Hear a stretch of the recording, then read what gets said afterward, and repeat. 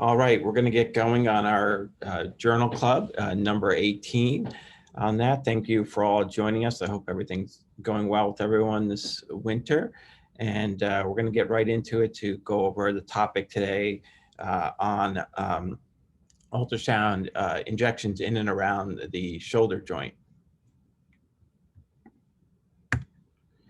So I have some upcoming journal clubs going. We'll do a little poll at the end to kind of go over what you guys like to see. I've made a list of some of the stuff that we have, ideas. So give me feedback on this, and hopefully this continues to be an important part of your education on ultrasound.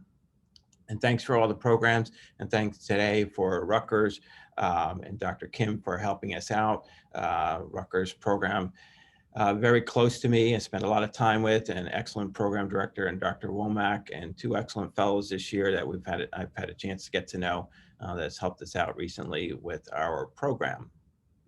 Today's presentation is going to be on ultrasound guided interventional procedures about the shoulder, anatomy, indications, and techniques. We're kind of going to get into the positional approaches to the shoulder and different options, and try to bring this article to life with some video demos and some discussion regarding that. There was a supplementary article put out by Dr. Visco, a colleague of ours in AMSSM, and a good friend of mine as well, that I think is worthwhile to read as well. I'm going to turn it over to Dr. Kim, the quintessential New Jersey guy. It is doing his fellowship at Rutgers and did his residency in family medicine at Rutgers and in college in the College of New Jersey, and a big New York sports team fan. So the classic New Jersey guy here today with us and close to home. And he's going to be presenting our article on interventional procedures of the shoulder. Mitchell, all up to you. I'm going to turn over the screen sharing to you.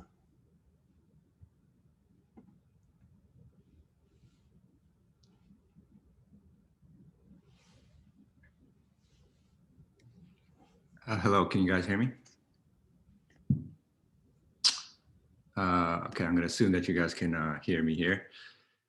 Hey, how's it going? My name is Mitchell Kim, like Dr. Monaco said. That's what I look like, and that's a picture of me and my co-fellow, Dr. Navia, earlier this season at a Rutgers football game. She presented a couple weeks ago, I believe. So we're gonna go over the article. The key points and takeaways from the article is that ultrasound has very good diagnostic and therapeutic usage for common shoulder problems. It can increase the injection accuracy as compared to just palpation-guided injections, and anatomy is very key. I'm gonna try to kind of go through this because I'm sure we're all anxious to go see the demos that Dr. Monaco is gonna do.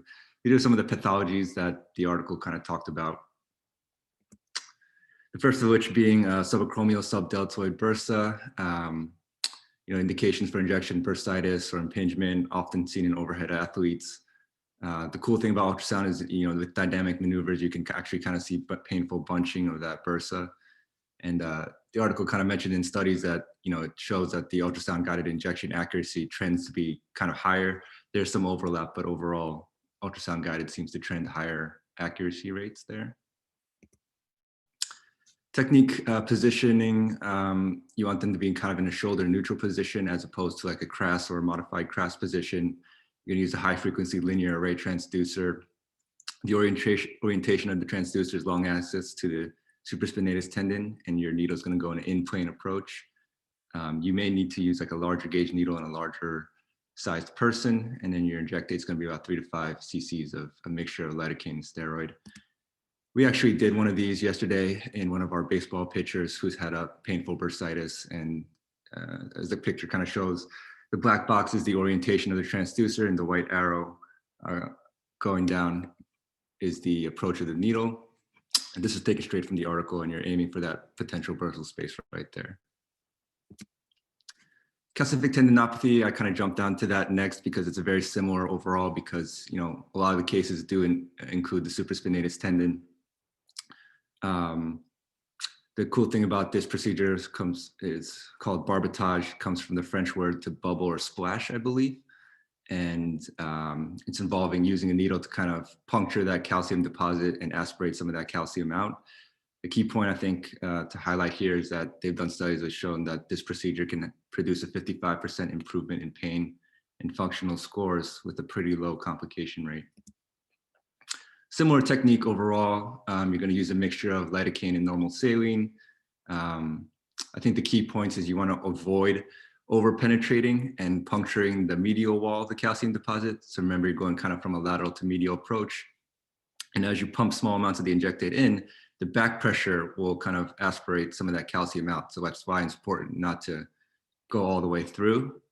And then you can also kind of just withdraw your needle and then reposition into that bursa and do an injection of corticosteroid after. So again, there's the technique. There's pictures of the needle going right into the epicenter of that calcium deposit. I've taken some of these pictures from, I think, Dr. Malengo's book and the Atlas of ultrasound guided musculoskeletal ultrasound textbook. And then you can see in the picture in the lower right, you can see some of that calcium has been aspirated out. There's also a 2-needle technique involving putting a second needle into that deposit in a more dependent position and then leaving it open and allowing that kind of lavage to flush whatever the contents in out. I think the authors prefer the 1-needle technique though. Next, moving on to the AC joint. Diagnosing the AC joint as a primary pain generator can be challenging due to frequent degeneration. A lot of asymptomatic people may have degeneration on radiographically, and they can have kind of a non-specific exam with impingement findings and whatnot. So injections can be very helpful as a diagnostic tool. And again, they've shown that ultrasound guided accuracy trends to be higher than palpation guided accuracy for these types of injections. Again, you're going to use a high frequency transducer. There's 2 ways to do this. You can do this in the short axis of the AC joint and kind of go in an in-plane approach, or you may choose to go in an out-of-plane approach in a long axis view of that joint. You're going to use a small needle and a small amount of injectate because it is a small joint with a small capsule, so you don't want to distend it too much because that can be painful. Although in our football players, often we use more because their capsules are all torn up. So again, there's a picture showing the kind of the orientation of the transducer and the approach of your needle and what it should look like. Next is the SC joint, similar to the AC joint. It's a small joint. An orthopedic surgeon had explained to me that this joint is kind of angled, so it's kind of almost coming in at like a concave angle. So thus, if you're doing this injection blind, you have to kind of really angle your needle and position it such. You have to be careful of the common carotid artery because it lies directly posterior to this joint, which is why if you have a posterior dislocation of the SC joint, it could be a surgical emergency. And again, it can be very useful to do diagnostic injections and therapeutic injections of this joint. And ultrasound guided trends to be higher accuracy in cadaveric studies. Similar to the AC joint, you're going to use a lot of the same kind of techniques: high frequency transducer, long axis to the clavicle, short axis to the joint, and you can go either in plane or out of plane approach. Although the authors seem to prefer an out of plane approach. But if you're going to go out of plane, you're going anterior to posterior. If you're going in plane, you got to make sure you're kind of going at that angle because the joint is concave. So there's kind of picture showing the orientation and the approach. This is out of plane approach on the right here. And this is an in plane kind of angled approach on the left. Next, the glenohumeral joint injections can be for osteoarthritis or adhesive capsulitis. I think my colleague, Dr. Navia, a couple of weeks ago went over injecting for adhesive capsulitis. They've shown, interestingly enough, in cadaveric studies that the accuracy is kind of similar, but it's trends to be higher in clinical studies in both the anterior and posterior approach. There is emerging evidence for the anterior approach at the rotator interval to treat adhesive capsulitis. Positioning lateral decubitus. This time you're going to use a lower frequency transducer because it is a deeper structure, so you may need a longer needle too. You are going to need a longer needle, and depending on the body habitus, an even longer needle. Or orientation, long axis to the infraspinatus. And you're going to go in an in-plane lateral to medial approach. And you can use up to higher volumes, up to 20 mLs, if you're going to use a capsular distension for adhesive capsulitis. Some pitfalls is you want to avoid the labrum. So here's a transducer orientation. You want to avoid this triangular hyperechoic structure, which is the labrum here, and you're aiming right in between that humeral head and the glenoid socket right there. Another picture kind of showing the procedure setup. In the anterior approach, you're going to be actually looking at the rotator interval, short axis to the biceps tendon, and you're going in plane lateral to medial approach. It's more shallow, so you're going to use a higher frequency transducer. So there's a kind of picture showing the setup and approach.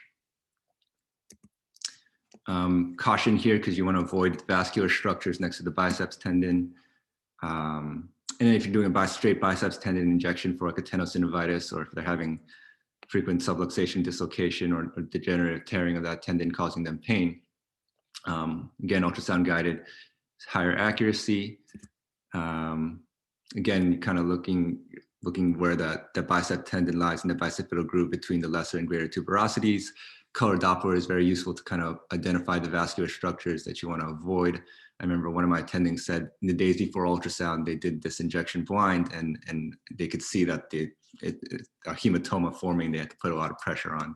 But that was in the days before ultrasound. And now that we have this tool, it's a complication that we can avoid. And that's kind of showing the setup.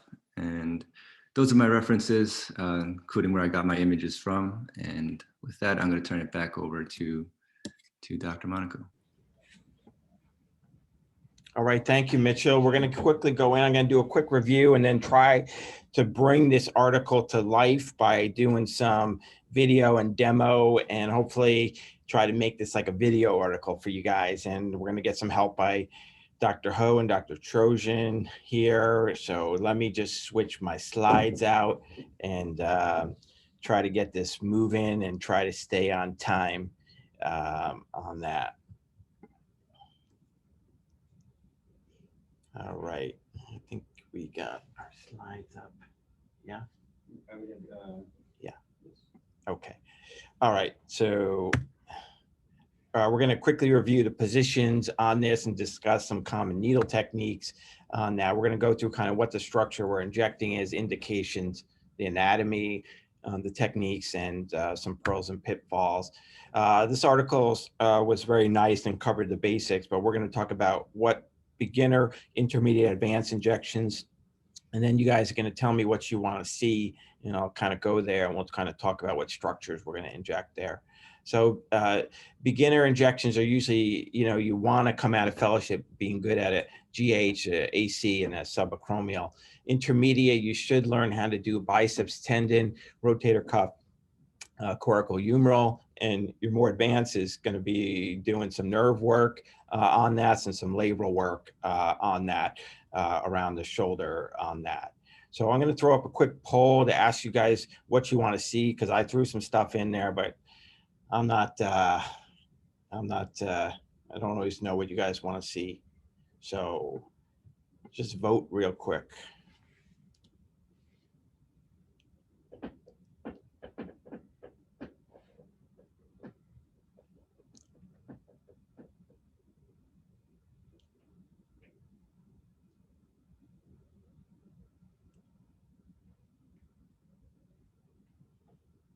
Okay, another 5 seconds. So mostly GH and a little bit of everything. All right, you guys got subacromial and AC down. All right, so I'm going to zip on past some of those things and try to get all this there for you. Thank you for voting on that. Shut that down and let's go. All right, so let's talk a little bit about GH real quick. We talked a little bit about this the other day before I had my snafu with technology. So this could be indicated for arthritic process, synovitis, adhesive capsulitis, some articular sided cuff tears, a diagnostic injection for pain source, and just for aspiration of effusions, or if you do some work with radiology orthograms on there. There's two approaches, anterior and posterior. We're going to focus on posterior. We covered anterior last time, and we can discuss that if needed. Everyone's kind of familiar with the posterior capsule in the back. Just understand that this capsule is pretty long. It's like the knee. You don't need to get here to do this injection. You just need to get underneath the capsule. Anytime you see articular cartilage, you know you're in the joint. So you just have to get your needle underneath. So everyone says, oh, I need a really long needle. No, you don't. You just need to put the needle here to get underneath the capsule. So it's simple 25, 1.5 is suffice for many injections of this area. Again, joint space, articular cartilage capsule, and labrum. Don't poke the labrum on that. Key points, remember infraspinatus is above. On that, when you do dynamics, you in internal external rotation, you will either tighten the capsule or lose space. So you want to do it in between external and internal. If you go too far external, you start to lose the joint space. So be aware about that and line it up with the correct position of the arm on this. And our targets can be either from a lateral approach where you're just coming under the cartilage, or from the medial approach. Either way works fine, where you're coming down to the cartilage and hitting the bone and cartilage, and coming here, you're picking off the cartilage on that. So I'm going to just show you a video demo, and then I'll probably do a live on this, but let me see how this goes, and we'll go from there. There are multiple ways to inject the glenohumeral joint. I prefer the patient in a sideline position with me facing the patient's face or front on this. I'm going to show it first with a linear probe injecting just below the cartilaginous interface on this. I place the probe down in this position here, and we can see a nice rim of cartilage sitting above the glenohumeral head here, with the joint sitting back here. So this is the cartilage, and our target is to come directly under the fascia and directly under the cartilage in this manner. So in this position here, I can simply place the probe about 1.5 centimeters directly in a long axis underneath the probe, and bring the needle in to the point where it's just above the cartilage in this fashion. Needle would be coming here, coming down in this fashion, just like that in this position. All right, so what this looks like is kind of coming in here. You can see the needle kind of coming in here with injectate. You don't need to get way down here. You just pop up underneath that capsule, getting in until you can fill up the whole area from a lateral to medial approach here on that. You can also take the medial approach. Here we see Dr. Malanga showing a medial approach. So an alternative approach into the glenohumeral joint is to use a curvilinear probe. Your curvilinear probe allows for better depth, somewhat sacrificing your image quality, but in your larger patient, you really want to get the picture. Someone thin, you can get away with a linear probe. You can do that and get a good image. There's maybe some other advantages with your curvilinear in terms of getting your needle in place. But again, this is the same type of image that Rob was showing before. So you have the humeral head, and then in the middle of the screen, you have the glenohumeral joint and labrum. Looks like there's a little cleft in the labrum. And on this one, you can even make out the sphenoglenoid notch and the suprascapular nerve in the notch. And above all that is the infraspinatus muscle inserting as tendon. So your target, as was described before, is the humeral head, just distal to where Rob is pointing the pointer, distal to the labrum and glenohumeral joint. Again, in plane approach underneath your probe. Sometimes with a curvilinear, just make sure that you, rather than an oblique approach, you come down a little bit more perpendicular right to it. And that kind of gets you in there. Often we'll try to avoid the labrum itself if you can, so and that's easy to do. All right, so medial approach kind of coming in this way and looking at and filling up the joint here, again, coming from the medial to lateral. Either way is fine. I don't use the curvilinear probe as much because it's you don't really have to go all the way down, but the medial approach is a little bit steeper And in some bigger patients, you can do that as well. So either way works fine on that. So that's medial approach. I remember on these things, some key things: pick at the capsule. If you're doing lateral approach, just get underneath it. Don't jab into the cartilage on that. That's the downside. Turn your bevel down if you're coming there, so you shoot the fluid underneath on that. And remember, you don't, if you're going deeper into the joint for, say, regenerative stuff and it's a thick substance, I tend to go more closer to the joint instead of more lateral if you're injecting a heavy, thick substance, just so you have easier flow. But simple fluid is easier just to get underneath the capsule on that. Your inject dates could be variable. The typical ones we've talked about, volumes usually around 4 to 6 mLs, unless you're doing an abreasement of the area on that. So we talked a little bit about pearls and pitfalls. Just don't hit the spinoglenoid notch, and don't jab the labrum, and don't jab the cartilage. Just kind of pick underneath the capsule on that. All right, I think I have a quick poll here. Let me throw that up here and see if this is working for you guys. So let me find my polls.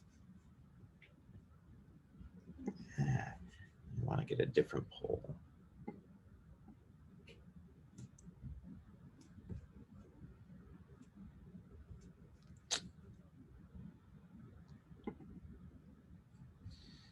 All right, Rob, I'll be so bold. I don't see any reason to go the medial approach since you have a big labrum there and you don't want to poke through the labrum. So I actually tell the fellows never to go the medial approach. I don't see a reason for it, just like I wouldn't go medial when I do a hip injection, but to each his own. But I think it's unnecessary. Yeah, I think I agree with that. I'm going to skip the poll and just kind of go to the next one, I think, on this. And there, AC, you guys didn't want to see this too much, but AC, there's a lot of different ways to get into the AC. It's pretty superficial joint, and indications are the same pretty much on some things. Remember, you just got to get underneath the capsule. You don't have to go way down. And if you go too far in, it's a problem. So diagnosis, arthritic process, osteolysis, instability sometimes, and a diagnostic about this is the pain source on that. Pathology is usually pretty straightforward: effusions, irregularities, calcifications, sometimes ganglion cysts coming off the cuff on that. And it's a linear probe, very small injectate, and a lot of different positions that you can do. I'll show a few here. So this is kind of my standard one, just kind of sitting transverse. Injecting the AC joint, the patient is set up in this position here, sitting comfortably in a chair with a strong back, with the machine placed here and our needle placed to the side here. We will locate the AC joint easily by placing the probe down, which we can see now on the screen. I've dropped the center line to help me indicate where my needle will go, as well as it indicates where the middle of the probe is at in this regard. I am short axis on my approach here with the needle. So I've located the AC joint. I will place it in the direct center of the screen. It's approximately 1 centimeter down. We would bring the needle in at approximately 30-degree angle to come 1 centimeter underneath here, and we would look for a hyperechoic dot for the needle coming in. All right, so that's pretty straightforward on that. You can also do that sitting long on the needle, where you're kind of injecting a kind of a dead space of hypoechoic space on that. And that, I can demo later, but I don't really like that technique, but you certainly can. Another technique is really doing supine and doing long axis lateral to medial. This is probably my second kind of approach. We're injecting the AC joint in a fourth manner. This way, with the patient lying, we're going to be coming in long axis on the AC joint and long axis on our needle. I'll find the AC joint in a similar fashion here. We can see the joint. Note to the right of the screen, I have a standoff pad of gel. I want to have a slight angle to bring my needle into the AC joint in this manner. I would come directly underneath the AC joint in this fashion here with the needle and drop the needle through my gel pad sterilely into the AC joint in this fashion, about 1 centimeter down. Long axis on the needle, long axis on the AC joint with the patient lying. All right, and then there's all different other ways to do this. You can do short axis lying. You can do long on short. I'm not going to go into that, but if people have questions in the Q&A, we'll go over some of that on that. And basically, you know, you're looking for your needle and short coming in here, just kind of popping into the joint here and then filling up with fluid. The key things I see in teaching fellows throughout the years on this is that, you know, you can't get, it's tough to push fluid in here. So you're just going to get a tiny bit in, 1 ml, up to 2 mLs on that. So and then sometimes we'll just drop it down in a short technique using 2 steps instead of trying to get it all in at once. If you're off axis a little bit, then you can just kind of correct with a 2-step technique. Inject slow, let the joint fill up, and then inject a little bit again. Don't try to force the 2 cc's in at one time. If they have some sort of instability, think about injecting around the ligaments instead of just doing the joint to try to support that, like a Prolo or a PRP, if they have instability and not just arthritis on that as well. And don't over distend. I think, Rob, that's a very good point that you made about the AC joint volume, because if you put too much in, one, you could hurt the joint, but second, you'll get, people will get lightheaded and syncopal because they've got a distended joint. So people feel sick when they get too much distension. Yeah, and that's why sometimes lying down particular patients is a good idea. So be versatile in your approaches that you can offer on that. All right, do we want to see subacromial or do we want to go to a more advanced? So I'm going to put a quick poll. Let me see. So while you're doing that, Rob, I wanted to just kind of agree with what you guys were saying. You know, especially that last comment about being versatile in your approach. I think a lot of times when you have the needle in and you're encountering some of these smaller joints with a bunch of osteophytes, you know, I find myself switching, you know, my probe between in plane, out of plane, in plane, out of plane to negotiate some of these spurs. So yeah, I think, you know, building versatility in your approach and not always doing things the same, you know, being open to switching things up depending on the situation. And also I agree with, Dr. Trojan there is that I typically prefer the lateral to medial approach for the posterior glenohumeral joint. Yeah, excellent. All right. Thanks for the poll there. Kind of gives me an idea what we want to see. People like more biceps. I'm not doing CHL because we kind of covered that in the last one. Not many people downloaded that video though. All right, so let me move on. Really quick subacromial, a few different ways. We're all familiar with the subacromial bursa indications on that. Make sure you use some dynamics to see the best position, to see the fluid going on. Remember, the bursa can be pretty small and only 1 to 2 millimeters thick. I prefer to do this in the short axis approach on the bursa and on the cuff instead of the long axis on the tendon, and kind of come in above in the bursal region on that. And always a linear probe and small needles are needed here. And I lie them supine on this. We'll show a few quick kind of approaches. In injecting a subacromial joint or subacromial space, there's multiple ways to also get into this. My favorite manner of doing this is to place the patient lying supine in a modified cross position with the elbow bent here at 90 degrees. I then come in and find my bicep tendon as seen on the screen here, and then come more proximal until we can see the top of the supraspinatus and the subacromial space. When the patient is in this position, the needle can be easily brought in parallel with the probe, approximately 1 centimeter under, and directly across with excellent needle visualization until it's placed directly into the subacromial bursa, and the bursa can be watched expanding, just like this. Other approaches to this are like a side lying approach here. Right. So an alternative method of getting into the subacromial space is to have the patient side lying, facing away from you.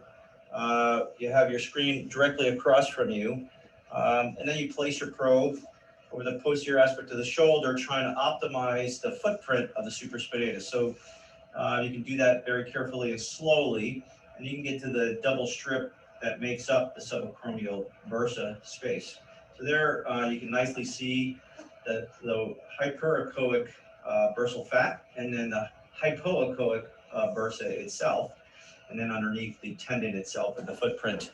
And so this approach comes from the left to the right of your screen, or from posterior to anterior, directed directly underneath the probe into that nice subacromial space. You'll see the space opened up with. All right, so that gives you an idea on that, and your inject date's pretty straightforward on that.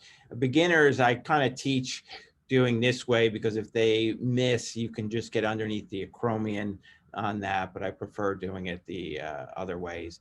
And you look for that bursal expansion, you know, either way you're going to do it, just look for bursal expansion kind of coming in. You should see, if you don't see bursal expansion, you have to pick pick at the area to make sure you're in the bursa on that. So just make sure you do that and get some flow that expands out around the bursa.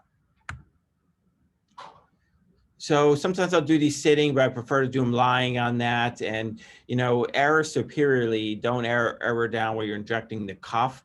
Always inject the deltoid first if you're not sure, and don't kind of be sticking the cuff superiorly around the bursa, and then kind of work your way down on that. And then make sure you see it expanding. Sometimes pointing the bevel down will kind of push the fluid into the bursa on that, but either way is fine. When you're picking, keep the bevel up on that. All right, and then we want to see some biceps, I think, going on. So I think I'm going to do a live demo and then answer questions on any of those positions on that. And then these are the advanced ones. And let me just throw this poll up if anybody wants to see any advance. Hang on a second.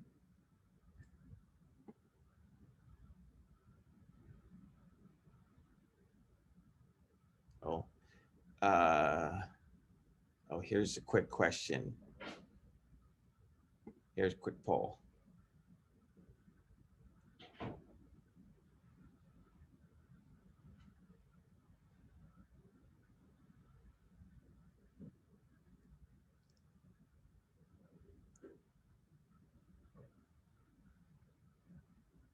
Most people do side lying that I can see. Some do another approach.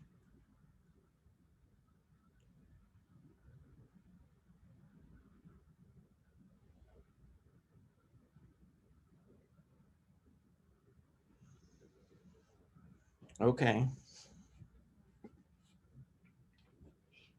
So you can see those results real quick. And let me just see what you guys prefer. What do you prefer this way?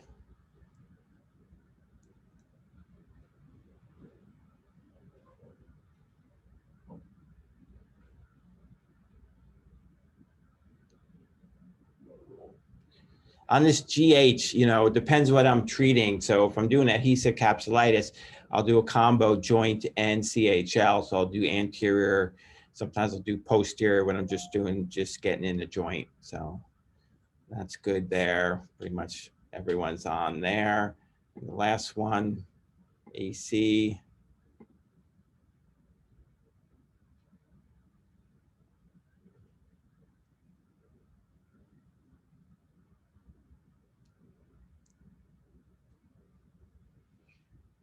And most people do sitting. Okay.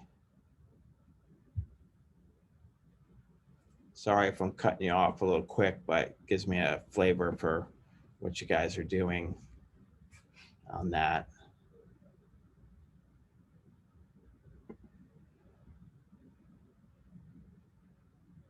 All right.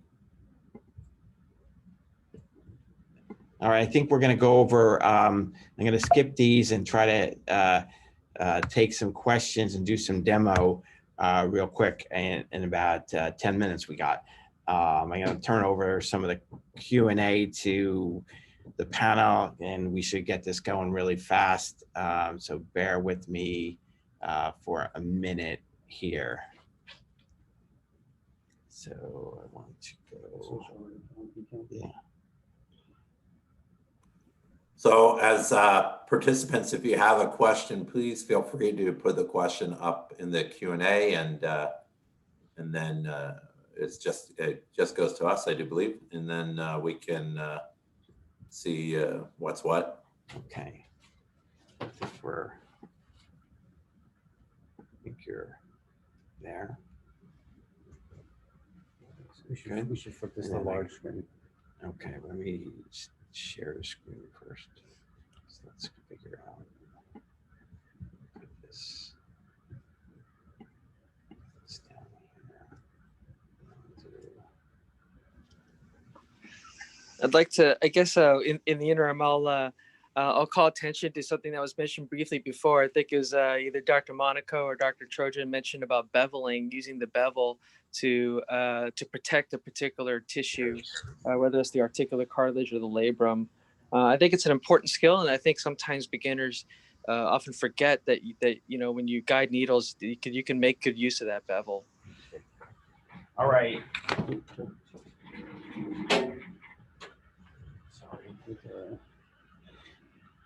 I'm going to show bicep real quick and then answer any questions you guys have. And then if you want to go to another topic on that, let me know.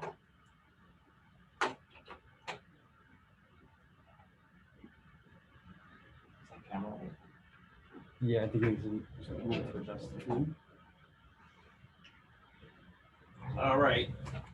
Try to get this quick and lie you down.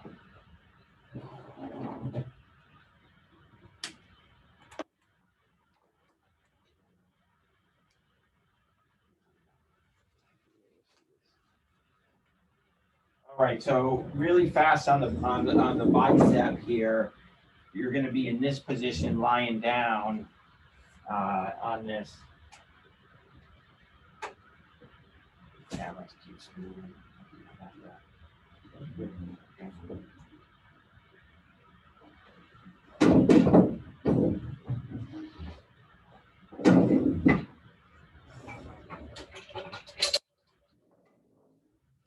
So you're going to come in this position here, and you're going to find bicep tendon kind of coming up here.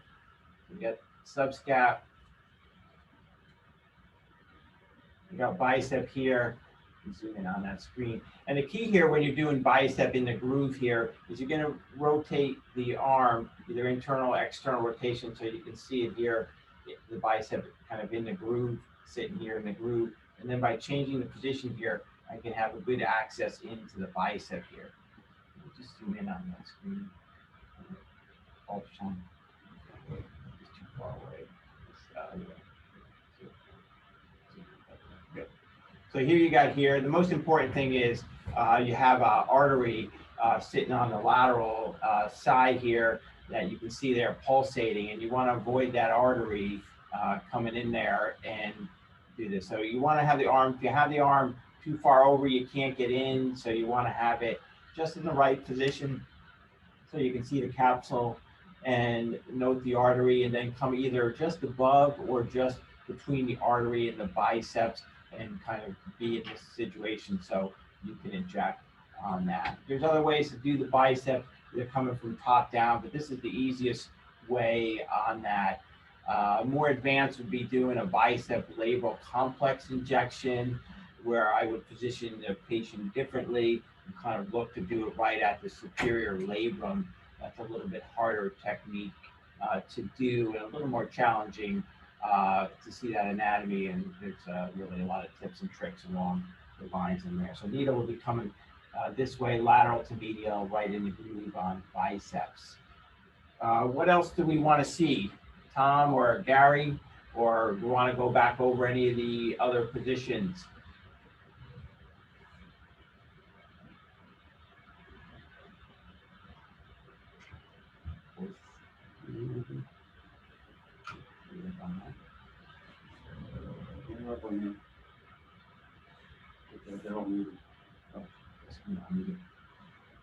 Sit tight 1 second.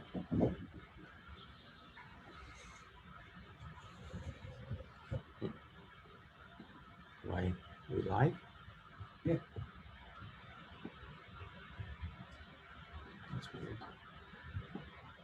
Give me a second. All right, hang on a second. Hang on 1 second.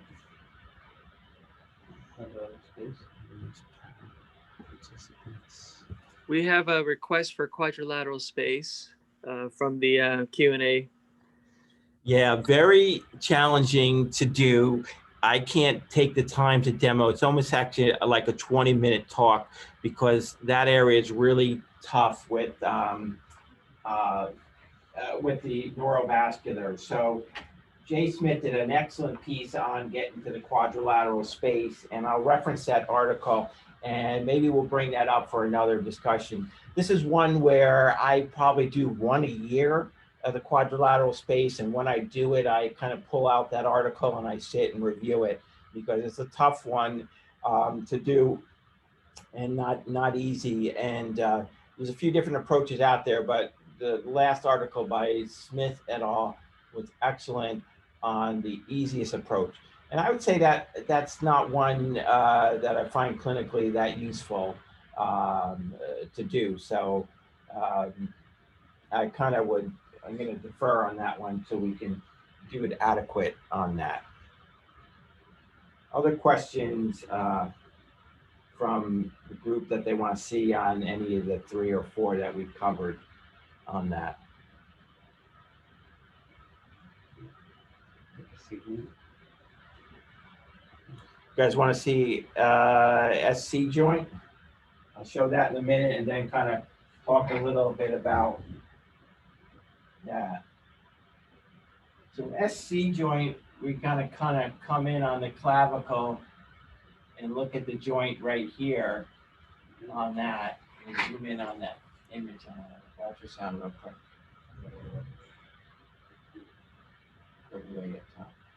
So here you got SC joint here, and I would just do a short axis approach on this. I don't come in long, it's kind of hard. And I just drop into the joint anywhere here. Usually you'll see some calcifications or problems on that going on. That covers some of the basics there. I want to do a quick poll and talk about a little bit in the last minute or two, anything that we have. Hopefully this has kind of brought the article to life a little bit more for you, and I wanted to get your feedback on that. There was, I guess, a question about tips on barbotage, which we can hit. But before we do that, I just wanted to comment a little bit on the SC joint injection. So that was great. And of course, whenever Rob demonstrates things, everything looks picture perfect. But I think a lot of times when fellows are doing it, it's that angle. You know, if you ever get a chance to look at a skeleton, you can see how the SC joint's kind of angled in the shape, kind of like on like an A. If you think about the midline of the sternum being midline, so you got to keep that in mind. And a lot of times the SC joint's a little lower than you think because the articular surface on the manubrium is way smaller than than what you would perceive as the articular surface on the clavicle. So that's an important aspect that often it's a little bit more inferior than you may think. And so that's important. So you make sure that you get it in the joint. And then the last tip that sometimes I'll mention about the SC is that there is an articular disc. But so some people argue about whether you put the injection medial or lateral to that disc. But in the vast majority of people that we're doing this for, there's enough degeneration in that disc where the 2 recesses are likely to communicate. So I think that argument's a little less important. Not sure if the other gurus here have any other comments on that. I would agree on that. I mean, a lot of SC stuff, it depends what you're treating on that. So most of the time it's just arthritis on that. It's not a common injection, but I would agree with that. And it depends very much by age because the disc there is in the younger patients is more, you see, and then as people get older, you see kind of wearing a weaning away of that. So I think those are great points. There was a quick question on the barbotage. And I'm going to defer on that, but there's different techniques. And I think at some point in time, we're going to talk about calcium in the shoulder. And there's a 2-needle technique and the 1 needle. And that's an interesting approach. And we'll kind of go over that at another point in time, I think, on that. And that's another one where there's a lot of nuances where it's probably worth doing a whole session on.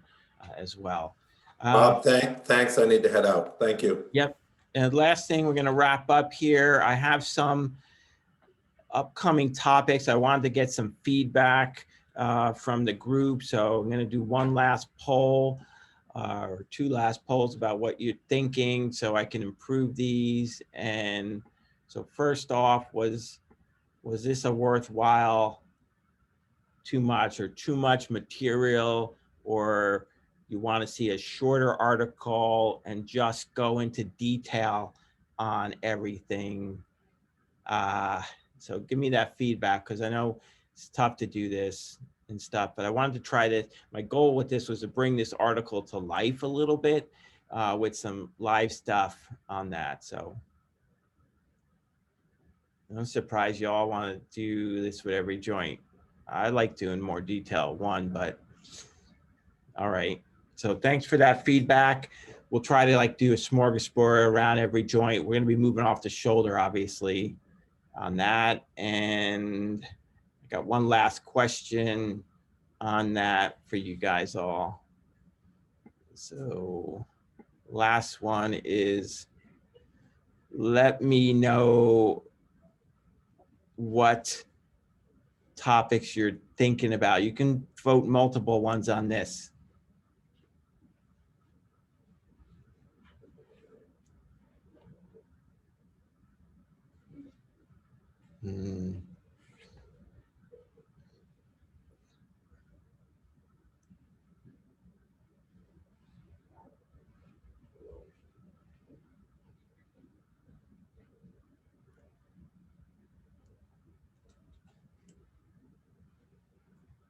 All right, let me post these. Thanks for voting on that. Very helpful for me. So let me share these. So nobody, you guys like coding and billing, basic science of PRP, sports hernia, okay. And the board review. Those are the top ones. All right. I appreciate your time, excuse me, on this, and we'll keep working forward and on these and trying to bring you topics that you find of high value. Thanks for the feedback on this and sharing some time of your busy week. Have a good week and stay safe. Bye. Thanks, everybody. Thanks, Rob. Thanks, Gary. Much appreciated.